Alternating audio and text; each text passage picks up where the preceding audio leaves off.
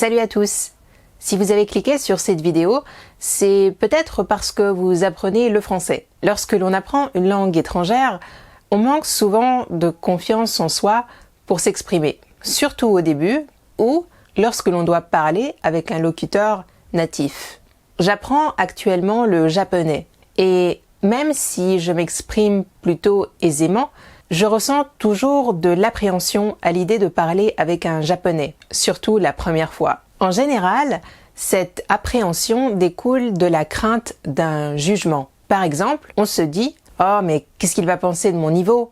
ou bien « Et si je fais plein de fautes ?» Ce qui est paradoxal, c'est que ce genre d'appréhension nous conduit souvent à être plus stressés et donc à faire davantage de fautes. Comme toute crainte, cette appréhension est souvent le fruit d'une imagination débordante ou d'une déformation de la réalité. Il y a fort à parier que votre interlocuteur sera plutôt impressionné par votre niveau, ou qu'il prétendra l'être. Ou alors, il n'en aura strictement rien à cirer.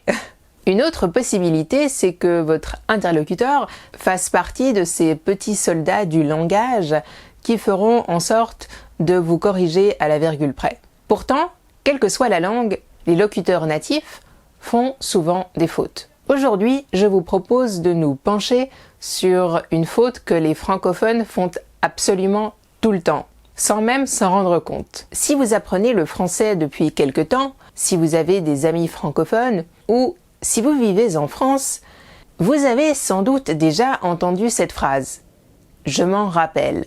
Le verbe « se rappeler » signifie garder ou retrouver le souvenir de quelque chose. En évoquant des souvenirs d'enfance ou en évoquant leur jeunesse, beaucoup de francophones vous diront « je m'en rappelle » comme si c'était hier. Pourtant, cette phrase n'est pas correcte.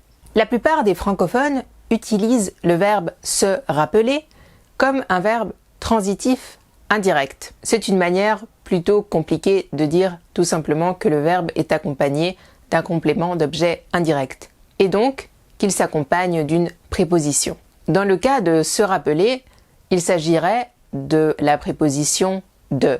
Cependant, le problème c'est que le verbe se rappeler est un verbe transitif direct, c'est-à-dire qu'il est accompagné d'un complément d'objet direct, sans préposition donc. On se rappelle quelque chose et non pas de quelque chose.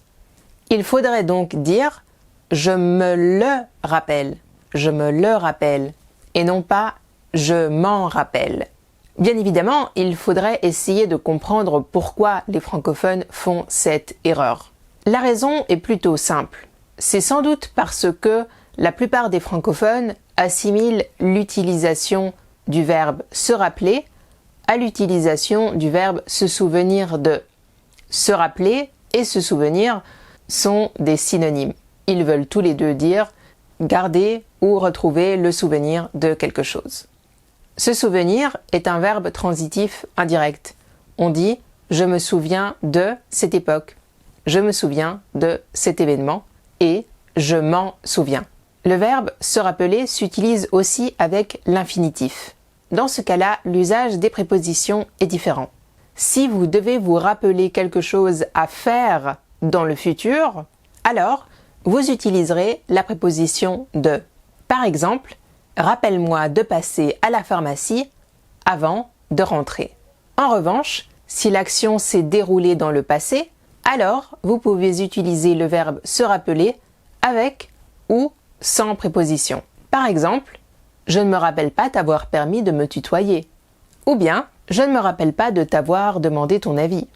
À l'heure actuelle, dans le français contemporain, l'usage avec préposition est aujourd'hui considéré comme vieilli, même s'il est tout à fait correct.